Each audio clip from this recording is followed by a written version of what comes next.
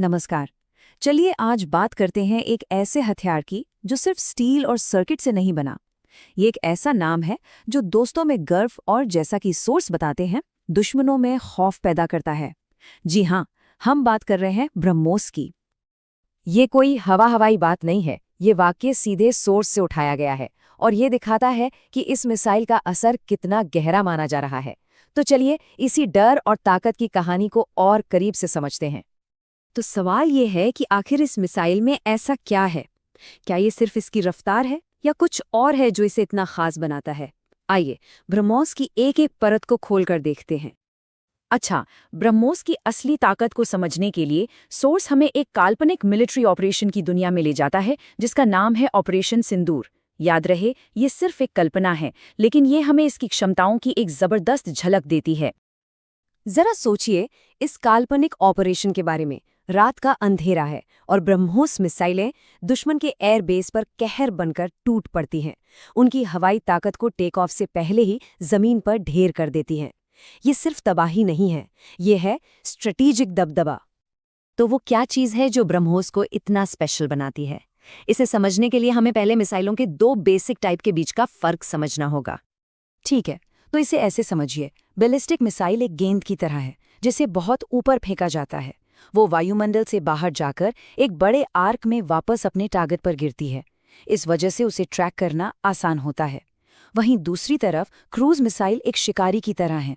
वो जमीन के पास पेड़ों और पहाड़ों से बचते बचाते उड़ती है और इसी वजह से रडार की पकड़ में मुश्किल से आती है। और ब्रह्मोस इसी शिकारी वाली कैटेगरी में आती है, लेकिन एक ट्विस्ट के साथ। ये एक क्रूज मिसाइल तो है, पर इसकी सबसे बड़ी ताकत है इसकी स्पीड। ये सुपरसोनिक है, यानी आवाज की रफ्तार से भी कहीं ज्यादा तेज। लेकिन सवाल ये है कि भारत को इतनी एडवांस्ड मिसाइल की जरूरत ही क्यों पड़ी? इसका जवाब छिपा है 90 के दशक में। चलिए जरा टाइम में पीछे चलते हैं और समझते हैं कि वो कौन सी मजबूरी थी जिससे ब्रह्मोस का जन्म हुआ।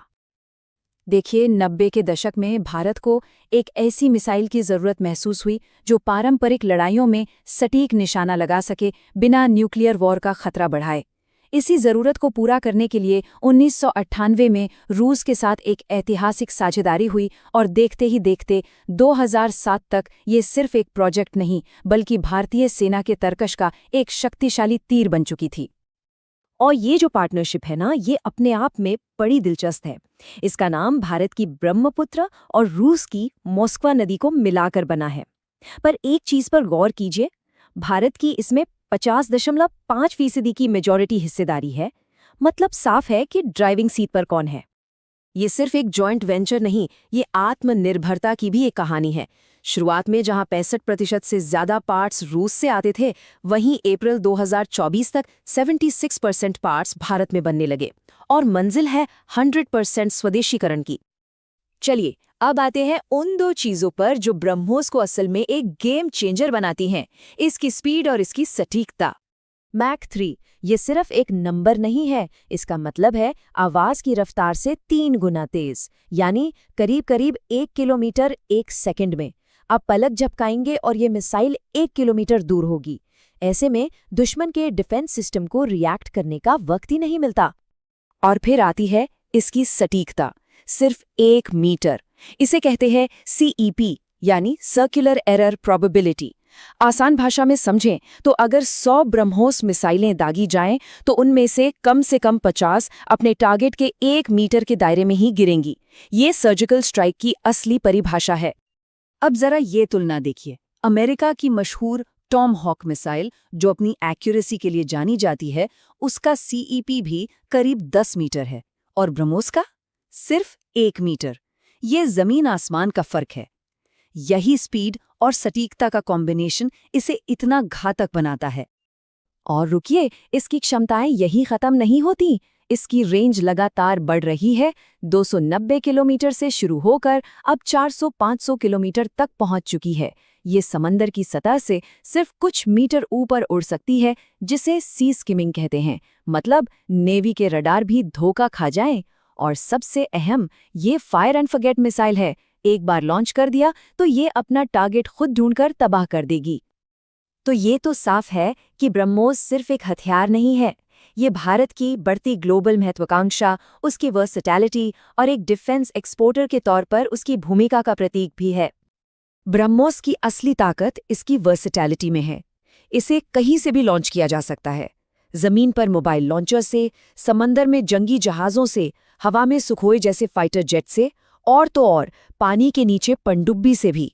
ये सच में भारतीय सेनाओं के लिए एक ऑल इन वन सॉल्यूशन है। और इसकी इन्हीं अनोखी क्षमताओं की वजह से दुनिया भर के कई देश इसे खरीदना चाहते हैं। इस लिस्ट में वियतनाम, ब्राजील और यूएई जैसे देशों का नाम शामिल है। ये इसकी बढ़ती हुई इंटरनेशनल अपील को दिखाता है। और ये बात सिर्फ दिलचस्पी तक ही नहीं रुकी। 2022 में भारत ने फिलीपींस के साथ लगभग $375 मिलियन का एक ऐतिहासिक सौदा किया। ये सिर्फ एक बिक्री नहीं थी, ये एक ऐलान था कि भारत अब सिर्फ हथियारों का खरीदार नहीं, बल्कि एक बड़ा निर्यातक बनने की राह पर है। तो कुल मिलाकर बात ये है कि ब्रह्मोस सिर्फ एक मिसाइल नहीं है। जैसा कि सोर्स बताता है, ये भारत के स्ट्रेटेजिक आज़ादी, उसकी साइंटिफिक तरक्की और एक ग्लोबल पावर बनने की उसकी महत्वाकांक्षा का एक जीता जागता प्रतीक है। ये उस भविष्य की नींव रख रहा है जहां मेक इन इंडिया सिर्फ एक नारा नहीं, बल्कि दुनिया के लिए एक सैन्य हकीकत है।